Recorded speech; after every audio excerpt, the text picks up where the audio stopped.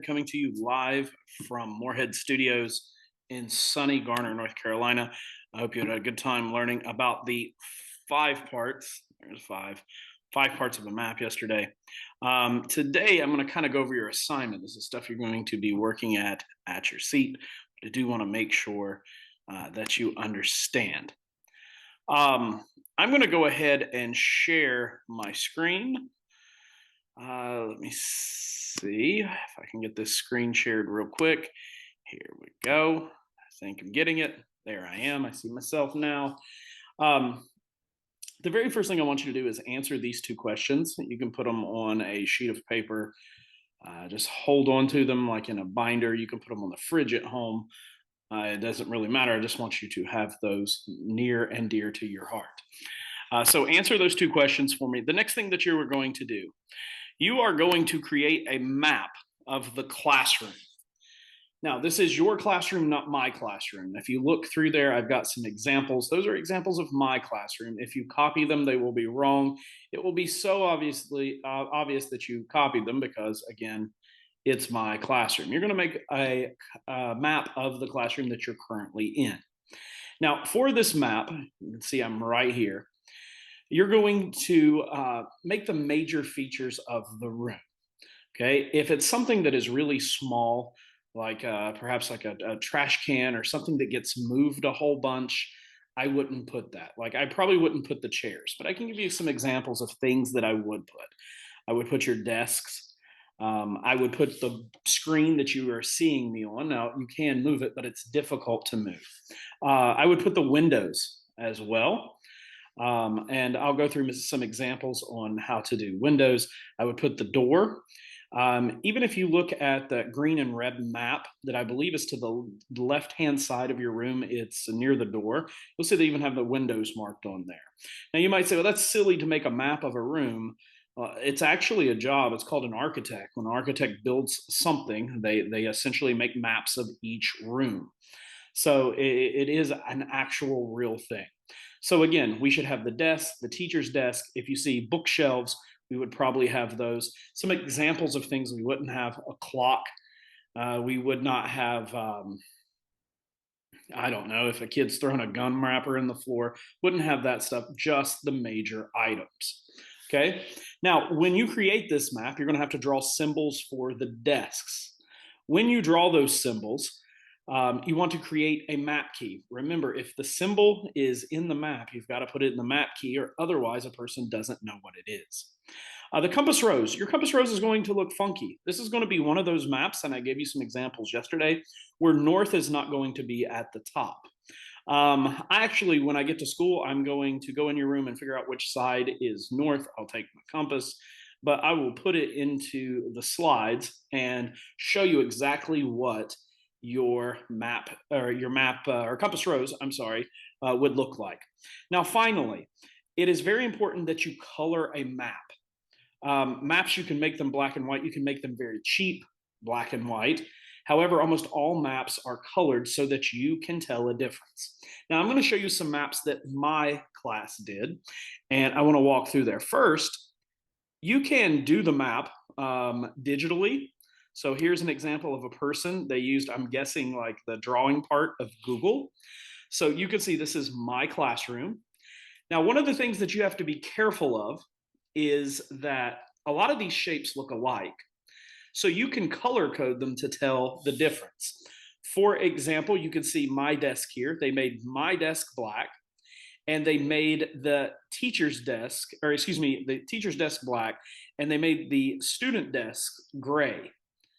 So I can tell those apart. Even though they are the same shape or roughly the same shape, I can tell them apart. The next thing, look at their symbol for door. That is generally the universal symbol for door. So we have this line, and if the door opens in, we push it like into the room. If the door opens out, it would go the other way. Your door opens in. Now, my room only has one window, and it's especially bad when like there's somebody stinking or something stinking in there. It's only one window to open. It's awful. But at any rate, this is how you make a window. Do you see how they did the rectangle and they put it like outside and inside? That is the symbol for a window. So if we go through this person's Map. You can see they did a whiteboard. That's a good thing to have up there. It's very difficult to move. They have the smart board. It's the same one that you're seeing me on. You can see the tables and desks. I've got the window, the bookshelves. I've got cabinets in the back of my room. This person did an absolute awesome job. Okay. Now you can see the compass rose is a little funky, and yours will be somewhat similar. It might be slightly different depending on the angle of the room. Again, I will measure it and have one for you just to copy. So on this one, they do need something that they didn't put. They've got the compass rose. They have the map itself. That's good. They have the key or legend. I'm not going to make you do a scale. You don't have to worry about that. That's a whole bunch of mathematics. They've got the 4 cardinal directions, but they're missing the title. So you might want to put this room number, map of room, whatever room you guys are in. So you want to make sure that you get a title. Now, let's say that you are not that computer literate. You're not good at drawing stuff like this. You're only good at making TikTok videos or using like InstaFace or SnapFace or whatever those things are. Let's say that's all you're good at. You can draw one. Now, this person has drawn a map. You see that they did something very similar.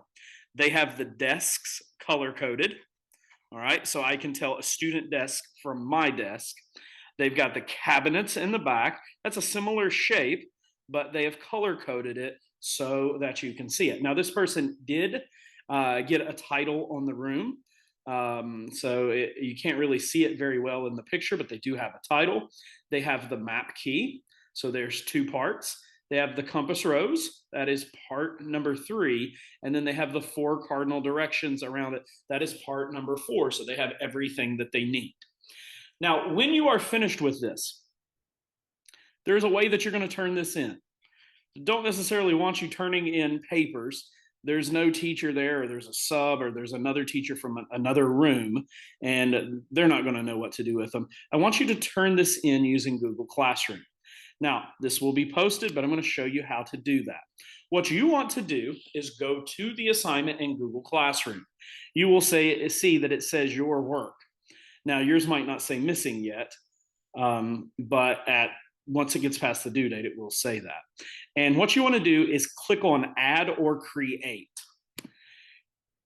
Now, if you just already had this done, you can find it in Google Drive if you did it electronically. I'm talking about if you are doing this on a piece of paper.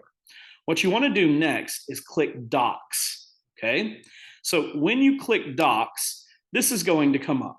You've got a toolbar, and you want to click Insert, Image, and then Camera. And what this will do is open your camera on your computer. It might ask your permission, but it's going to open the camera. And just like my person here, you can hold your paper drawing in front of that camera and take a picture. Now, this person did what I asked. They actually took several pictures because I might not be able to see what you drew. The picture might be grainy. I might not see a detail that you have or be able to read some of the writing. So you want to take several pictures. You just attach them to the document by the camera. You take a picture, click insert, take a picture, click insert. Super easy to do. And then when you're done with that, just click turn in. It's all contained within the document. You don't have to share it with me. When you share it with me, it sends me multiple emails. All you've got to do is put it into Google Classroom and then follow the steps and click turned in. If you have any trouble with this, I would be happy to help. There's no need to melt down. It's a pretty simple process. And again, throughout all the slides, I have exactly what you need to do. So one more time, your instructions are right here.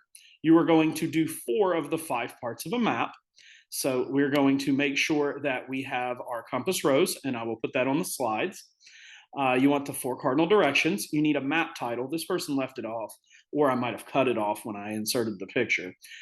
You want to draw your classroom, and you want to make sure you have a key or legend. So again, 1 part of the map, 2 parts of the map. The title is 3. The symbols in the legend are 4. There we go. Again, we are skipping scale. Once you're done with that, you can either attach it directly if you did an electronic type document, or you can take a picture of it. And I have the steps to take the picture. If worse comes to worse and you can't figure out how you take the picture, maybe you can ask a friend. If you don't have friends, maybe you can make a friend and then ask them how to do it. If worse comes to worse, just hold onto the paper and we will get you help. So again, you're going to be working on this. If you finish, you have a Quizlet that Miss Ward has, or excuse me, Miss Jacobson. She got married, so changed her last name. She has attached in Google Classroom, so you can do the Quizlet. I have the Blooket that you can do. And there's also that map game from Cetera that you can work on.